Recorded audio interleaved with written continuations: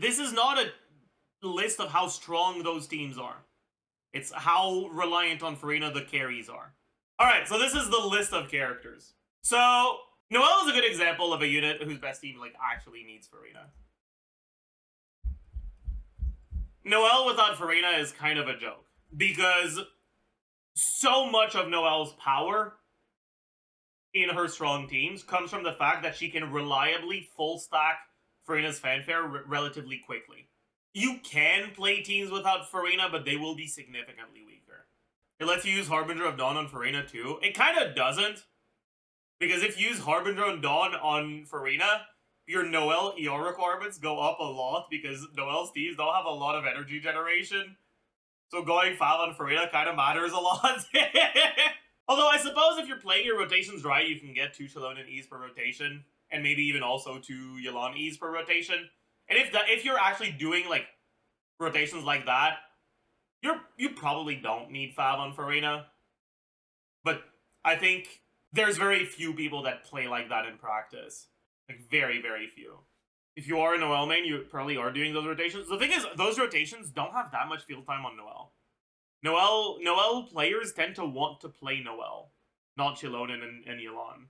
So min-max rotations that swap out of Noelle every 2 seconds, kinda. Next up is Diluc. And like I said, I'll be using Diluc as like the poster child for all the Xiangling Pyro Plunge teams, because Diluc isn't good outside of those teams. And the biggest issue with those teams in general is energy generation, right?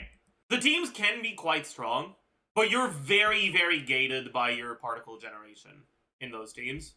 And so they're not that great unless you have so much investment that you can easily one-rotate content. Is he good at C6? No. His only relevant constellation is his C1, because his C1 actually gives him some damage in the plunge teams. I guess his C2 as well, but it's less reliable. Why are his teams so energy hungry? Because Diluc's skill is bad. Diluc's skill is one of the worst skills in the game. The damage of it is barely higher than a normal attack, right? The advantage it has over the normal attacks is that it doesn't have ICD, so at least. But it's still barely higher than a normal attack. The animation is about as long as a normal attack, and it doesn't generate a lot of energy. What that means is, if you want okay particle generation on Diluc, you have to E 3 times, which is kind of like Eing 3 times on Yai, except what you get out of it is garbage. It does so much less damage than a plunge in the plunge teams that you don't want to waste your application on, like, either your Hydro or Pyro application on those E's, which means they're going to be unreacted. You also don't want to waste your Bennett uptime on those E's, which means they're going to be unbuffed, and so they're going to fucking tickle the enemy. If you have constellations, his E is a little bit better, but the reality is that his plunge is so much stronger than his E that even if you have constellations, a playstyle that doesn't focus on plunge is still suboptimal by a pretty large margin. But yeah, like, Diluc's skill might actually be the worst skill in the game. Because, like, you have to understand, a skill you have to use multiple times needs to fucking make up for that somehow, right? It can't just be doing barely more damage than if you weren't using it. At least other skills that don't do that much, you only have to cast them one time. Mona's skill is worse? I disagree. Heavily disagree. Lisa's skill? Okay, you could make an argument for Lisa's skill being worse. Or Baron Bunny. But, like, it's in that same realm of, like, really garbage abilities, you know? Anyways, point being, the teams that are relevant, in my eyes, for Diluc are the plunge teams. His other teams are okay. Like, you can clear with Diluc. I'm not saying you can't. But, like, it's kind of like playing Yanfei instead of Mawika, you know? Like, it's just because you can get 3 stars in Abyss doesn't mean that it's a team I would consider to be good or recommend to anyone, really. Anyways, so, in the plunge teams, how important is Furina? Well, she's a lot less important now than she used to be. Because of Citlali. Citlali has made Diluc's plunge teams much more chill to play. The biggest advantage that the Furina teams have, when it comes to plunge teams, is that you get to vape more often. then you could melt. Because you have faster app, and a Pyro Plunge only takes away half of a 1U Hydro Aura. But the problem is, Xiangyun's burst also applies off-field Animo, which in single target means that your plunge will remove a bit of Hydro from the Pyro, but then remove the rest of the Hydro from the Animo. Which means you have to intentionally slow yourself down. And if you're slowing yourself down with Furina, then it's just a lot worse than with Citlali. But in AoE, that Hydro, or that Animo application will help swirl Hydro onto other enemies instead of weakening the aura, which is actually going to help you do more plunges. And so, I'd still lean more towards the Citlali teams, because obviously Citlali is also a fucking shielder, and that's kind of valuable. But I wouldn't say they're, like, as important. I wouldn't say Citlali is as important to Diluc as she is to Gaming. Because Gaming is gated by his skill animation time, and the Mantai flight animation, when it comes to the amount of plunges he can do anyways, whereas Diluc isn't. Which means that being able to plunge faster because you're triggering Vape instead of Melt for Diluc matters a lot more than it does for Gaming. Anyways, I'll put Diluc here. His best teams definitely don't need Furina because the Citlali teams are just as good, if not better. But they're definitely competitive with the Citlali teams. Like they're okay. Razor teams don't use Furina. Razor's best team by far is the Dendro team that takes advantage of his self Electro up and his Electro coordinated attack on normals. And it's not even close. Now, if you're a whale, you can, like, I don't know, get yourself some fucking Furina constellations and play physical Razor, and, like, sure, but, like, don't, yeah. Not ideal. You can play anything with C2 Furina? Yeah, pretty much. Alright, next up, Ning. Ning became a lot better with Shilonen. Not that Ning is all that great now, but she is a lot better now. I'd probably put her here. Like, obviously, this isn't we're not talking about their power level when it comes to their placement, right? Like, the reason why power level for Razor matters is because his base kit's power level is really bad and he has good synergy with Dendro teams. So it's not a matter of, like, how strong he is overall, it's a matter of one of his teams being much stronger than the others, right? But just overall power level in general doesn't matter that much. I'd say that Furina is fairly solid in Ning teams. The biggest reason why Furina's not that good in Ning teams is because Ning's damage isn't big enough to fully capitalize on Furina's damage percent buff. And so it's easier to justify replacing Furina for another damage dealer. But she's still part of some of Ning's best teams. Next is Bennett. Now, some of you guys might be wondering, why is Bennett here? What the heck are you yapping about, Zajef? I'm talking about Bennett carry, right? Bennett carry is very unpopular because Bennett is so fucking broken, and he's better as a support than as a carry, and in order to play him as a carry, you need to have him on a carry build, which is different from his support build, and we don't have artifact presets. So nobody wants to fucking play Bennett carry, because nobody wants to spend 3 hours gearing every fucking day. Okay? But Bennett carry is still actually good. The biggest upside that Bennett carry has over other teams, or over other carries, is that you effectively get to have one more slot on your team. You're sacrificing a little bit of damage from your carry, because Bennett's personal damage will be lower than other carries, but in exchange for that, you effectively get a free Bennett on your team, right? If Bennett is your carry, that's one more slot you can dedicate to a support. And so Bennett carry teams are effectively teams where you're using Bennett along with multiple off-field damage dealers, ideally ones that also scale with Bennett's attack buff. It can also allow you to do, or to add other buffers in teams that have 3 units core, or 3 unit cores that actually want Bennett, like Pyro Plunge teams with Chongyun, right? You want Bennett C6, you want Furina or Citlali, and you, although I guess with Bennett it's a lot more Furina than Citlali, but anyways, you want Bennett, you want Furina, and you want Chongyun, right? Using Bennett carry instead of another carry allows you to do a different, or to instead of your carry slot, have an additional support. And in many situations, that's actually better than the other plunge teams. The main Bennett carry team I consider, though, is a double Hydro team with Xiangling. On-field Bennett with double Hydro plus Xiangling is very good. And it's a team that works quite well with Furina. That being said, it's not as reliant on Furina. And that just Xiangling carrying. Xiangling does about as much damage as Bennett in those teams. So you could say it's a Xiangling carry team, but like, it plays so differently than the other teams I usually describe as Xiangling carry that I think it's worth like mentioning in a different, like mentioning separately. Why isn't Xiangling on field in that team? Because Bennett actually does better damage than Xiangling when he's on field. And Bennett generates a lot of energy.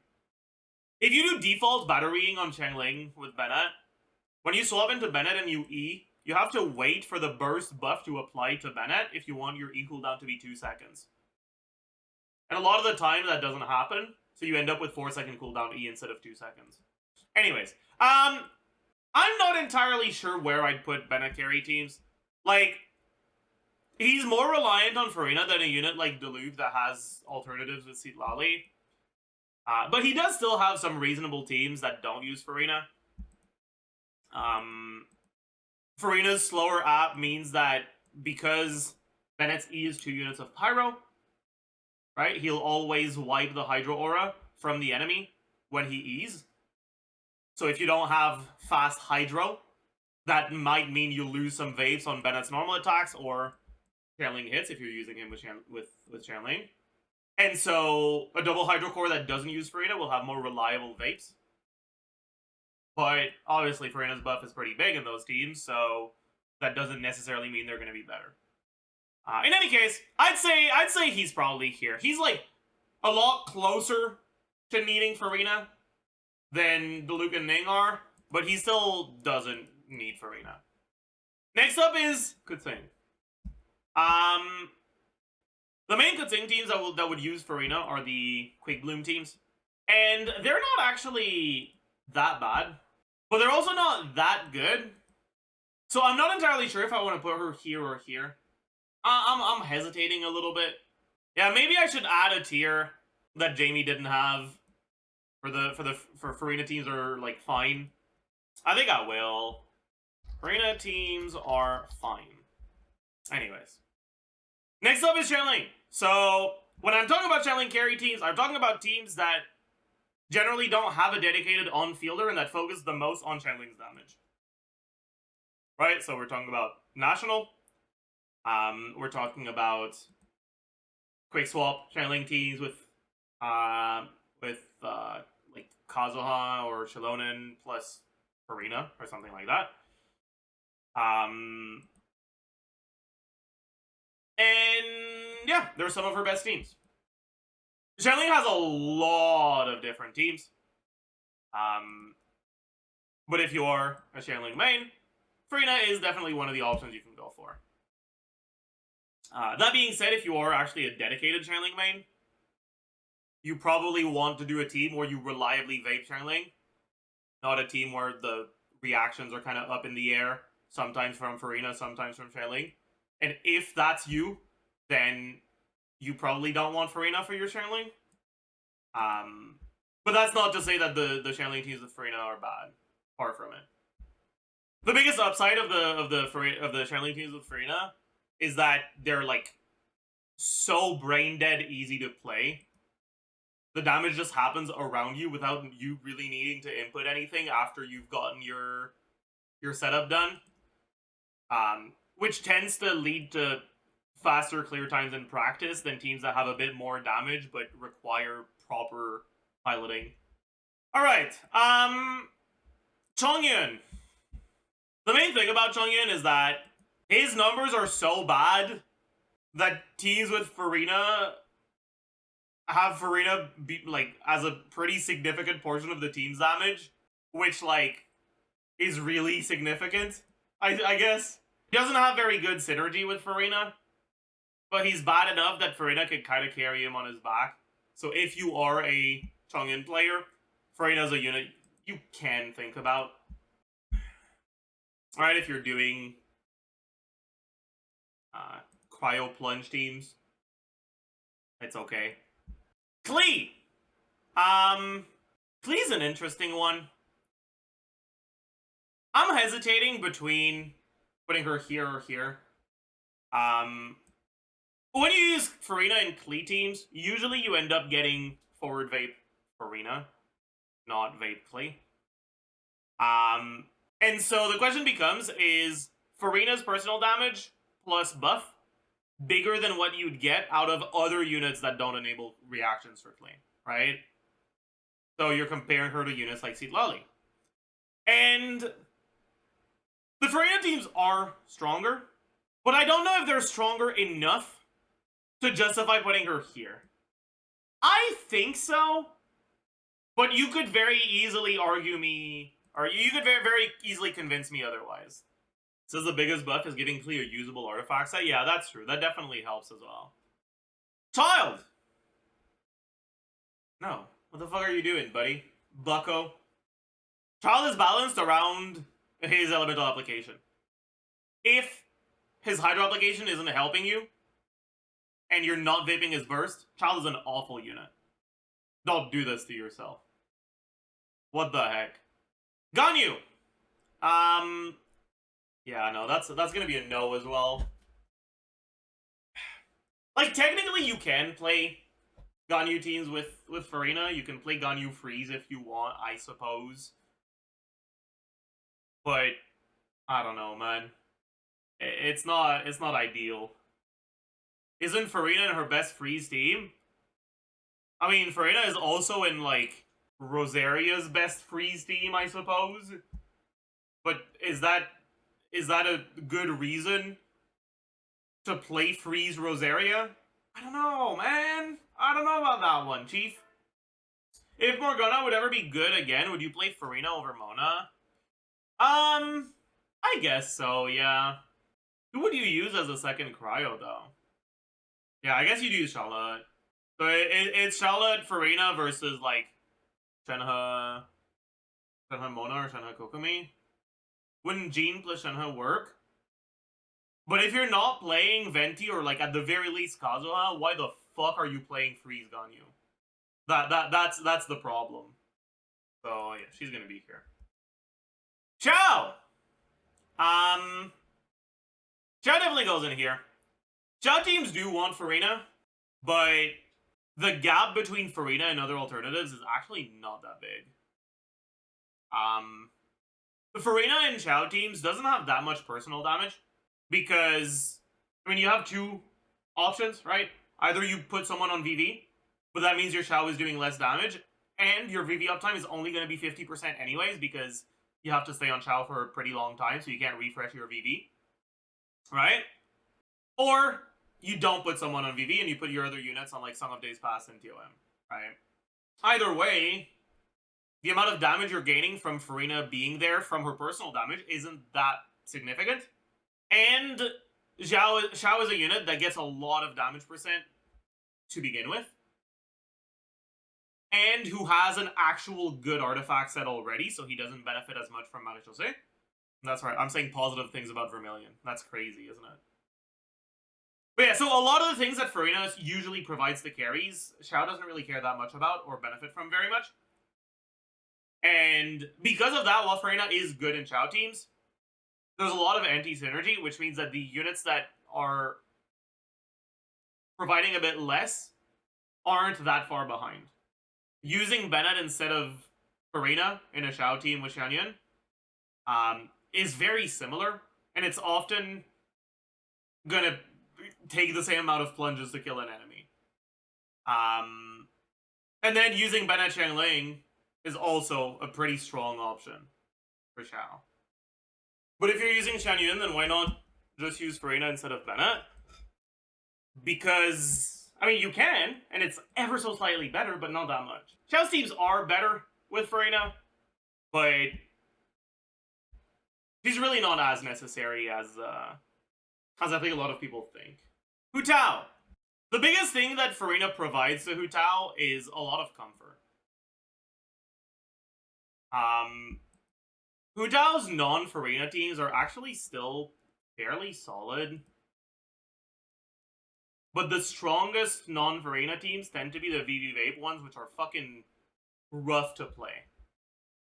Helps with 50% HP, she doesn't. Because you don't play Furina without a healer. And if you have a healer, you're not going to be under 50% HP. The biggest bottleneck to Furina's synergy in Hu Tao teams is that Furina doesn't work as solo Hydro, which means you have to play double Hydro, which somewhat hurts your flexibility in Hu Tao teams. Does that mean that the teams are bad? No. No, the teams are still very good, and I'd say they are Hu Tao's strongest teams. But I don't think Furina is as important to Hu Tao's teams as she is on Noelle or Klee teams. She goes here.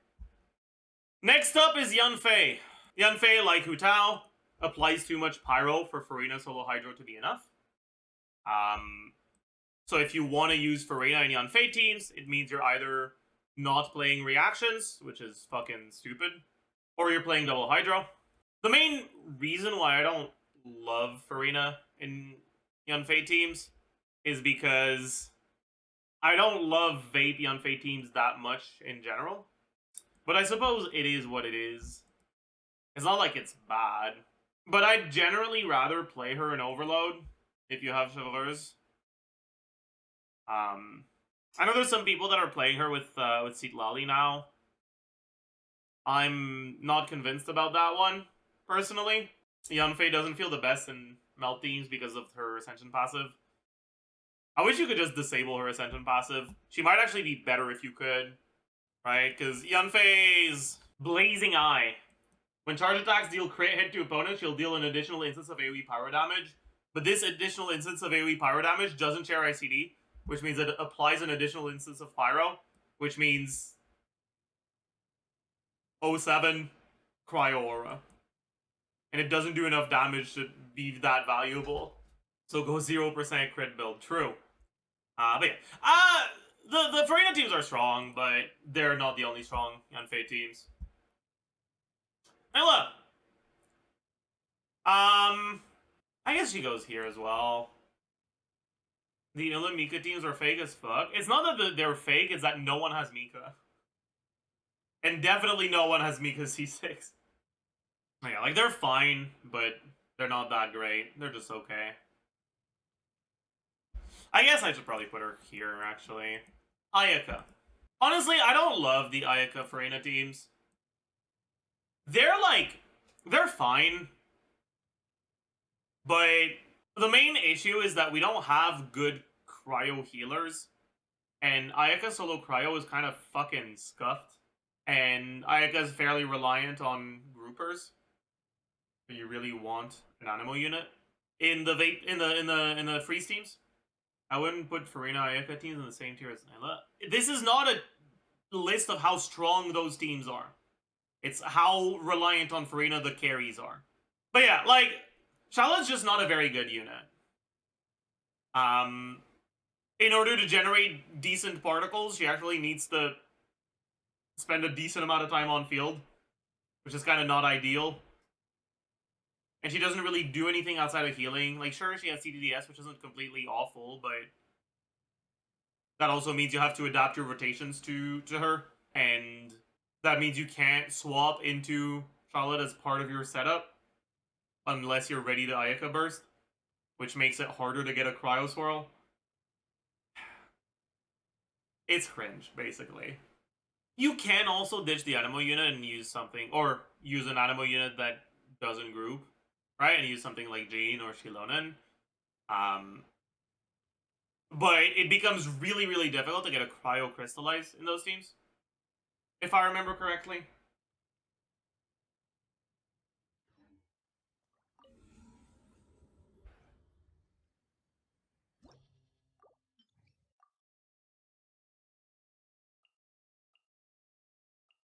I want to double check, though.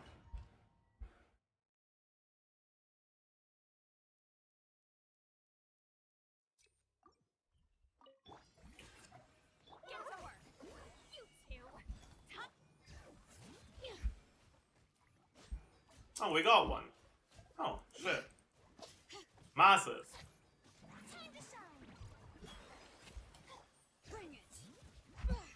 We didn't get one this time. I guess with Seedlally it's easy because Seedlally applies a lot of cryo in here. But if you hit a frozen enemy with Geo, do you get a cryo crystallize, or is it only if you have an underlying cryo?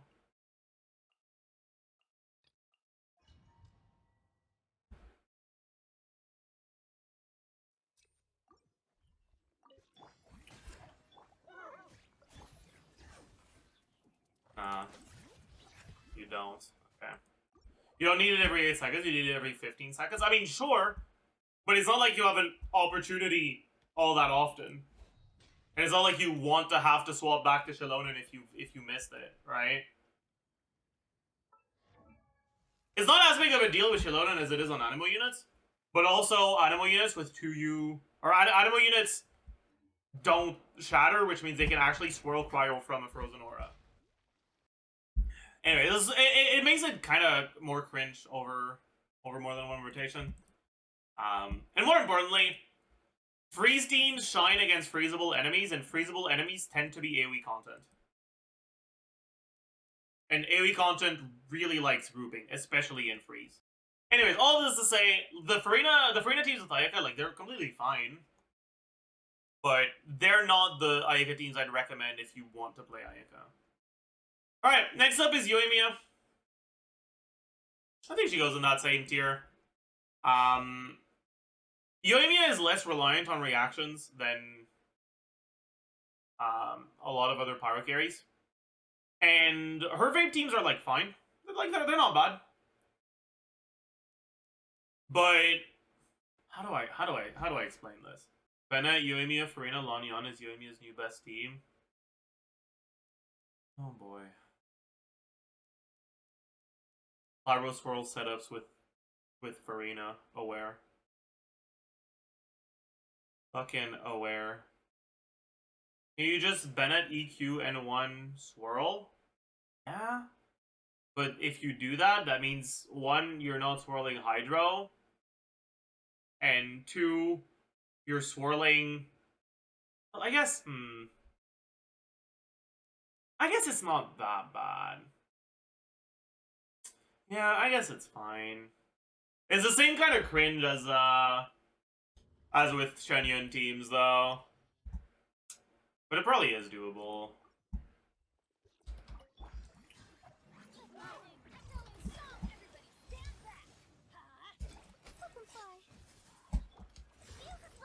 Yeah, here, nice vapes. Bold W. We don't talk about the level, like, fucking 50 sack bow, though.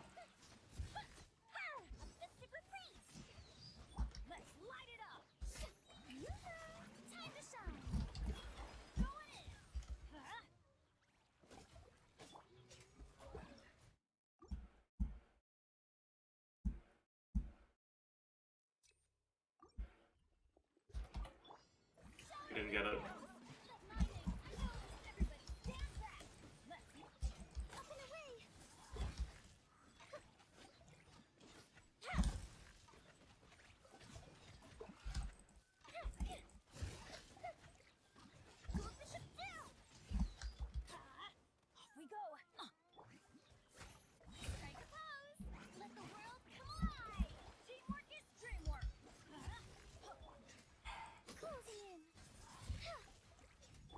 Didn't get it.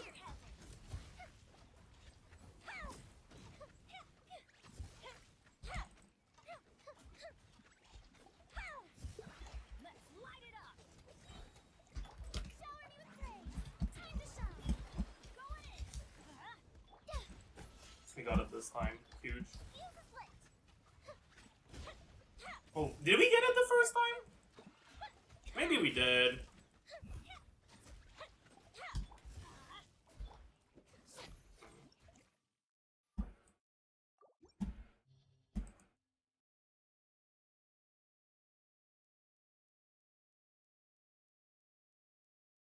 Because the damage didn't look much higher the second time. But that might have been because we had TDS on cooldown or something. Let's try with a real weapon on her though.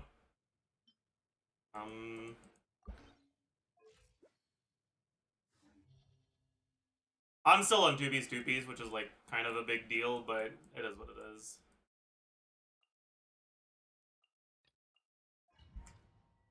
You're just doing first chamber, yeah. For now.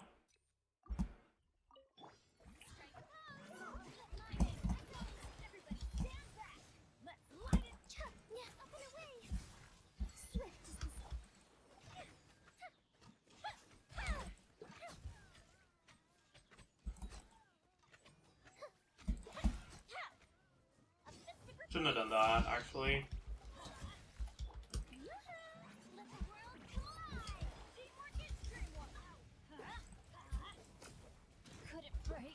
What? I guess I was trying to look at the aura and I didn't notice I was dying. Oops.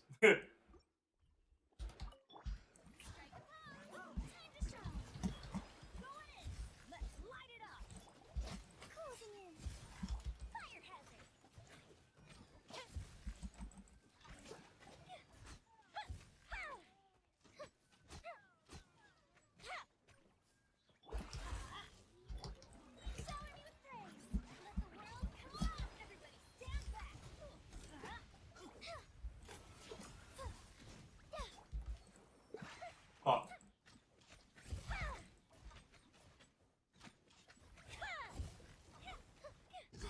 Right.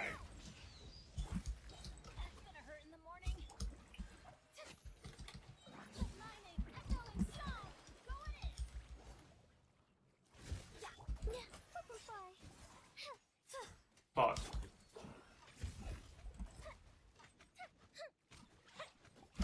No, I canceled too early. Fuck.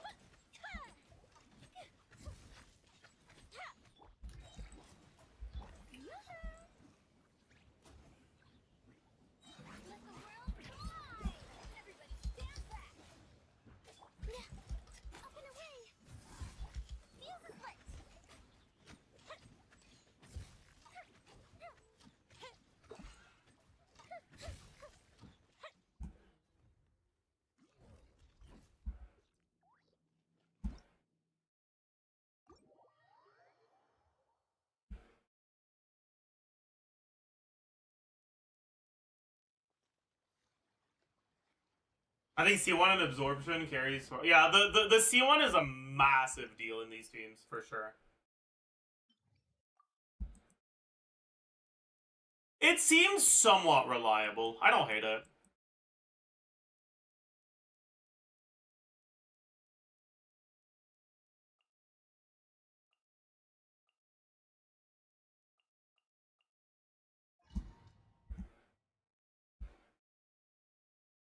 Is that Russ? No, my Russ isn't leveled. It's Skyward Harp.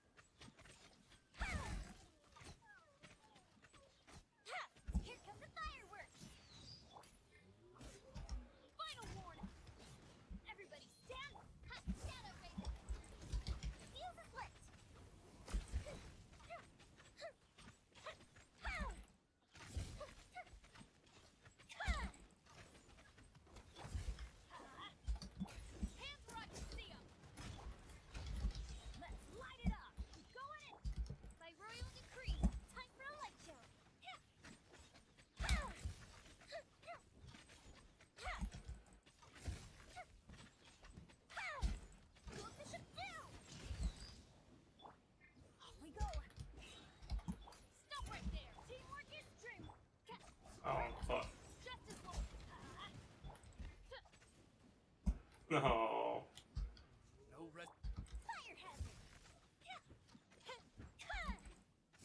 Didn't have enough ER on official. I forgot Yoimiya energy generation is a little bit more scuffed.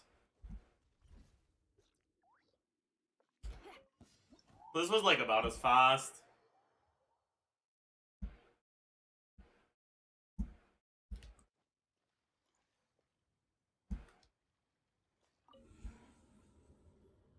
And like, By the way, for context,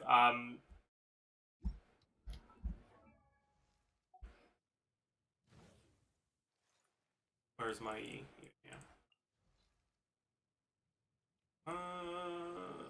Okay. So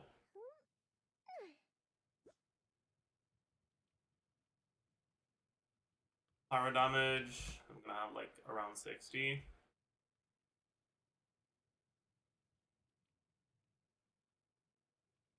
Damage percent.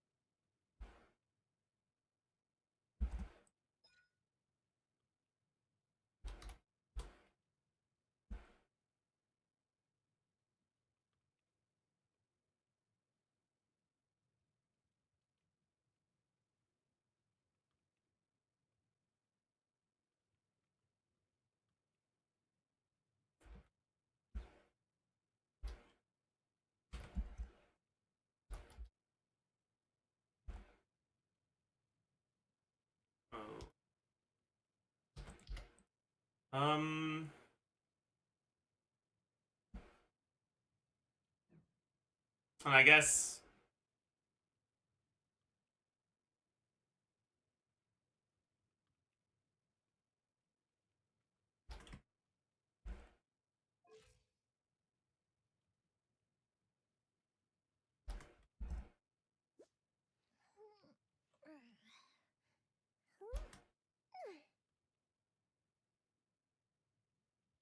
our resonance. God bless. Those.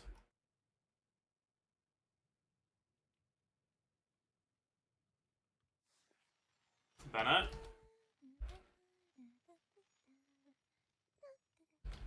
But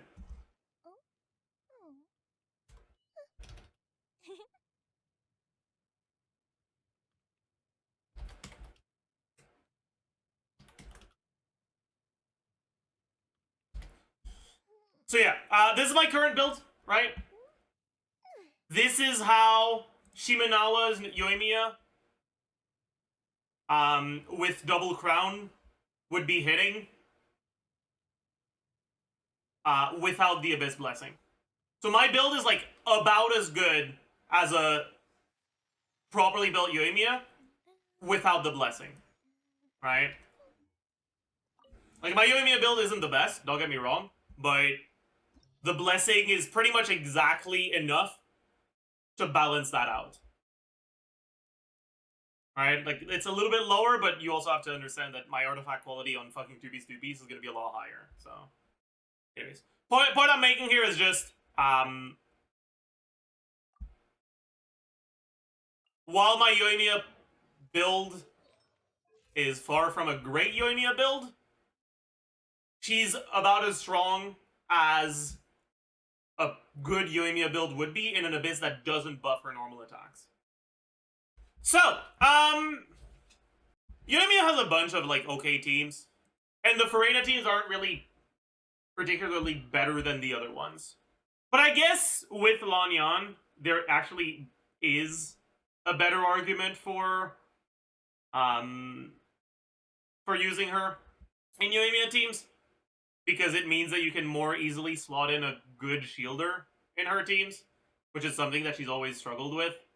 The shielder you have access to just tended to not be that good. So I guess with Lanyan, she goes up to here. Alright. Next up. Raiden. So I'm a Raiden hater when it comes to non-Hyper Bloom teams. She's fine, but it's really nothing more than that. You can play her in teams with Furina, and they're strong. But they're not really the teams I'd recommend for Raiden. They're okay. Kogami! Yeah, this one goes here for sure. Kogami teams are like very reliant on Furina. A very large portion of Kogami's power budget is in her healing. and her healing is quite good. If you're playing Kokomi as like your on-fielder in a team, you're generally either playing Mono Hydro or Phaser. And in both of those archetypes, you kind of really want Furina. Itto! Itto's like Furina Reliance kind of emerged as a byproduct of Xilonen being released. But Xilonen preventing you from using a third Geo unit is actually a really big deal for Itto teams. It effectively means that you can't play a triple Geo Itto team with Furina because you don't have a good healer that actually works when you have Furina, unless you have C2 Xilonen. Like, yeah. And so you end up playing the double Hydro Itto teams, and they're pretty good, but it kind of feels like you're barely even playing Itto at all, which is the biggest problem. Is like Itto's kind of just getting wheelchaired in those teams. It's fine, but I don't think he needs Furina.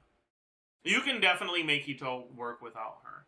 It's just that in order to make Itto work without her, you're gonna need other good Geo units, and you probably don't have them. But yeah, he goes here. Next up is Yai. Yai probably goes here. She's like fine. Actually, you know what? Nah, she goes here. Yai doesn't tend to be able to slot in Furina and a healer in her teams very easily. It's just hard to have 2 free slots in Yai teams for that. But yeah, I mean, it is what it is, I suppose. Ayato!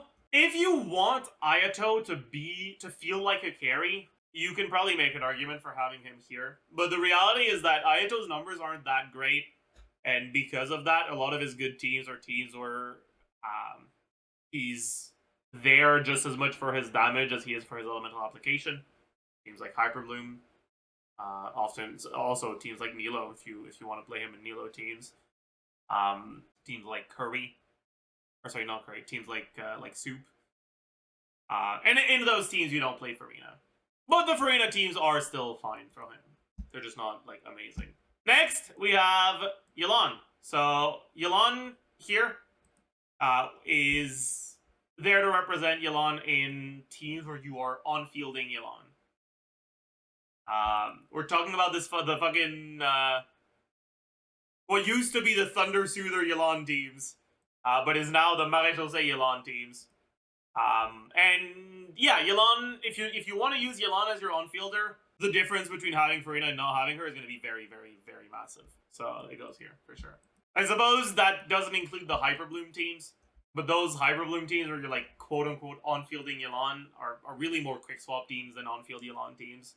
So I don't think they need to be included here. But obviously, if you're playing a Yelan Hyperbloom team, she's not reliant on Furina at all. What's the point of on-fielding Yelan? It's less about on-fielding Yelan and more about being able to actually swap into Yelan to E twice per rotation. In order to be able to swap into Yelan twice per rotation, you need to effectively be playing other units that don't need to stay on field for that long. And when you do that, most of the time, the unit that benefits the most from being the one that's on field is Yelan. And then additional benefits you get is obviously she benefits from her own damage bonus, and she can use Maréchaussée. Next is Heizo. They're fine. They're okay. They're okay-ish business. But Heizo has like a similar issue to Ning, where he doesn't have enough damage that Furina's damage percent buff is necessarily going to be that much better than other off-field units that deal damage but don't give buffs. But then on top of that, Heizo also has some more teams where he can be useful as an on-fielder, even if you're not building the team around his damage. And I think these are also important to mention, right? If you're talking about the Heizo national teams, Heizo taser teams, Heizo aggravate teams. Next, Tehnari. Tehnari probably goes here. He's got some pretty solid Furina teams, but they're not really his best teams. Anyways, next, Dori. Yeah, Dori goes here. The only reason to play Dori carry is because of Furina. Dori carry's numbers are kind of whatever, but they're not that bad. And Dendro carries are a bit less, or Gandro team carries are a bit less reliant on their own personal numbers as long as they have decent app. And Dori is an actual healer. C6 Dori is also one of the most potent healers in the game, if not the most potent healer in the game. She heals an insane amount. So you stack Furina Fanfare really, really quickly. And yeah, the biggest upside that she has is that you get to replace a healer for a damage dealer, right? You'll play Dori in teams similar to teams where you would otherwise be playing Cyno. But instead of having to run Baiju or Kuki for healing, you get to run Fischl, which is a pretty big fucking deal, actually. If you don't have Furina, then she's just outright worse than Cyno. It's just, yeah, it's not it. So she's definitely very reliant on him. On her. Cyno, Cyno goes here. He has some strong Furina teams, but Cyno has like so many different teams that perform similarly to one another, and so few of them use Furina that I think he should be here. They're still strong teams, but he just has too many different options. Nilo! Nilo isn't the best with Furina. Can't really justify it very easily. It works, but other Hydros are just better. But it does work, so I guess it should be here. Sure. Wanderer. The biggest issue with Wanderer is that his Furina teams tend to not have shielders, and his teams with shielders tend to not be able to slot in Furina. Now, when it comes to just damage, Furina is going to be his best team, but I don't really know if that's enough to say that he needs Furina. I don't think so. Alright, because if you're using, like, Farazan is too good not to use. Right, so you only have 2 slots available. If you're using Furina, it means you need to be able to cover healing and resistance to interruption if you want to get that in one slot. You could use, like, Baiju, I guess, but, like, Baiju doesn't do anything other than healing and resistance to interruption, which is usually not what you want from a character slot. So most people will end up preferring playing something like Bennett Lanyan or Bennett Toma instead of Furina. But the Furina teams are still quite good. It's just you generally won't be playing them with a shielder, which is going to make them a lot harder to play. But I think he still makes it here. Alhaitham! I think Alhaitham is here. The biggest issue with Furina and Alhaitham teams is that you won't get that much fanfare because the only healer you can actually properly use in those teams is Kuki, and Kuki's fanfare generation isn't the best. And he really doesn't gain that much from using Furina over the other options. And Alhaitham is a character that really feels awful without resistance to interruption a lot of the time. Why not Baiju? Because then that means you're not playing Nahida. Anyways, Furina is still good in his teams, and it's generally going to be his best teams in terms of just outright damage. But if what you're looking for is a carry with just outright damage, Alhaitham isn't the one you should be going for. Alhaitham is a carry where a lot of his value comes from the comfort of his teams, and sacrificing that for a little bit more damage isn't something I consider to be all that ideal. So I'd prefer running his teams that have more defensive utility and comfort, because they're still more than strong enough to clear in time. The Furina teams are still part of his best teams, but they're not, like, far and away the best. Unlike the characters in here. Linny. Linny goes here as well. The thing with Linny is, like, he doesn't have a single amazing team. He just has a lot of fine teams. Pretty much all of the teams you can play with Linny have some form of anti-synergy with him. They're like, the one team where you don't really have anti-synergy is probably, like, Overload with Raiden. But then you still don't have a shielder in that team, so it's kind of cringe. And it's not that strong compared to the other teams. But his Furina teams are pretty strong. They are certainly pretty strong. Lynette, I mean, she's kind of just the same thing as Hazo. Honestly. I don't think there's anything we really need to say. Furina, I suppose, goes here. Like, in reality, Furina's best team is Bennett, Xiangling, and Citlali. But I said that we were only going to be talking about those Xiangling teams with characters that are only there to plunge with C6 Bennett for Diluc. So that's not what I'm talking about right now. Right now we're talking about physical Furina teams. And he's a bit more reliant on Furina than Ella is because he gains stats from triggering Shatter, so you have a higher incentive to use Hydro units. But you don't even necessarily need to. So it's like, it is what it is. Next is Neuvillette. And honestly, I'm not sure if Neuvillette goes here. Because I'd say for like the average player, he does. But if you really like Neuvillette and you want to get the best out of him, his vape teams are also really strong. So you could actually make an argument for him being here. But I think that for most people, he's going to be here. Risley probably goes here now. I think pre-Xilonen, I would have had him here. Xilonen has made his non-Furina teams much stronger and much easier to play. Yeah, he goes here. He's okay-ish business. Navia! Yeah, I think Navia goes here as well. Obviously, Furina's good in Navia teams. But even pre-Mawika, the Furina teams performed pretty similarly to the Xiangling teams.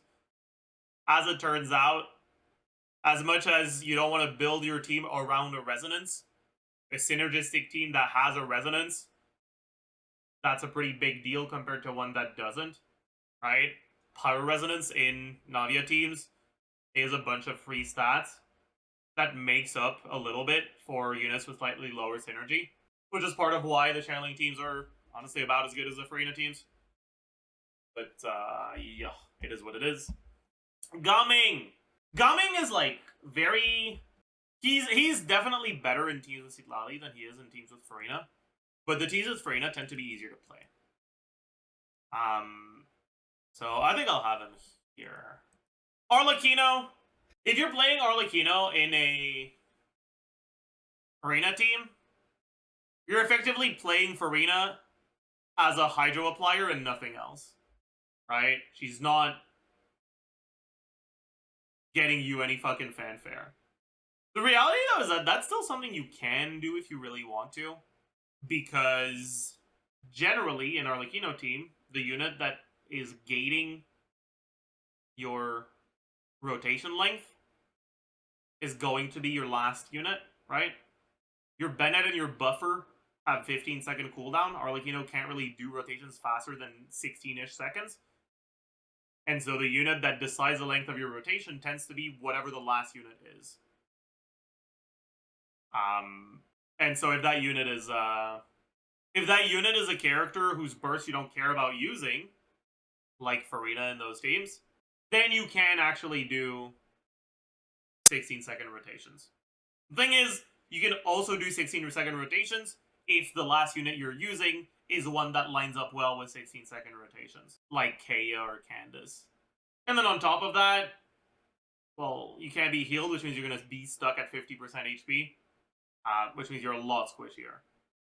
So, Furina's not good in Arlecchino teams, but I also don't think she's necessarily as bad as people think.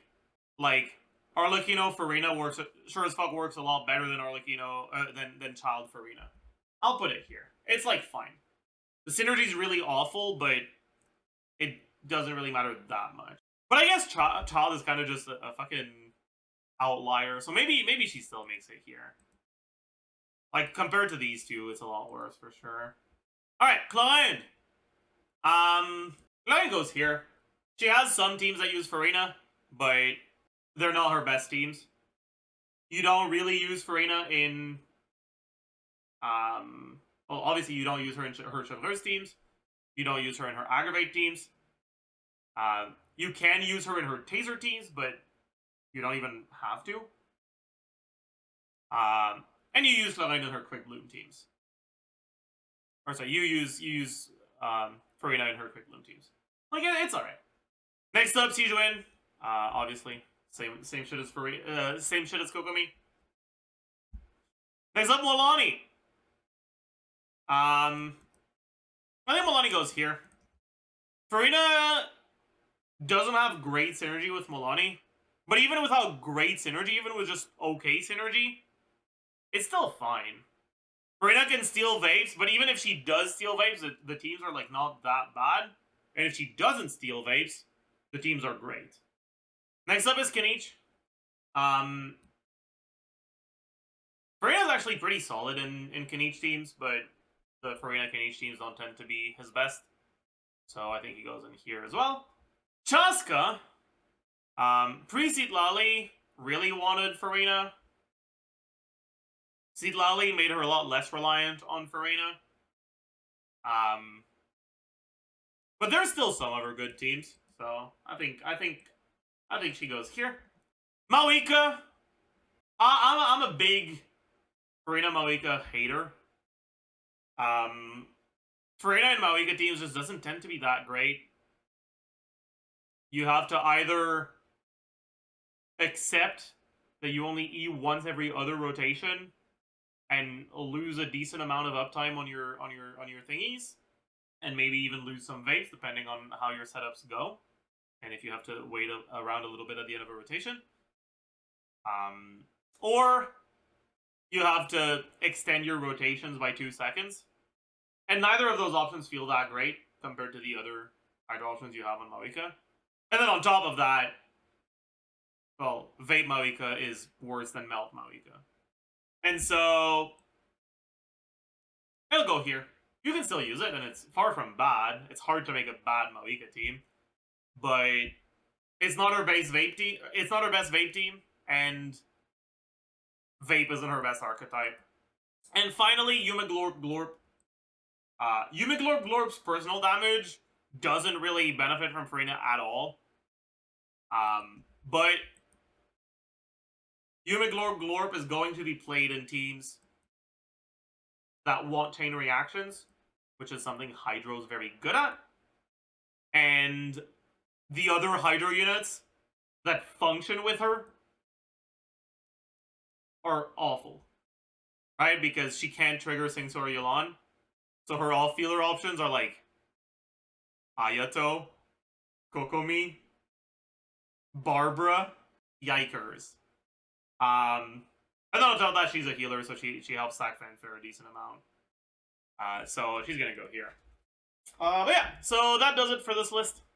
I take a look at my enormous penis, and my troubles start melting away. I take a look at my enormous penis, and the happy times are coming to stay. I gotta sing and I dance when I glance in my pants, and the feeling's like a sunshiny day. I take a look at my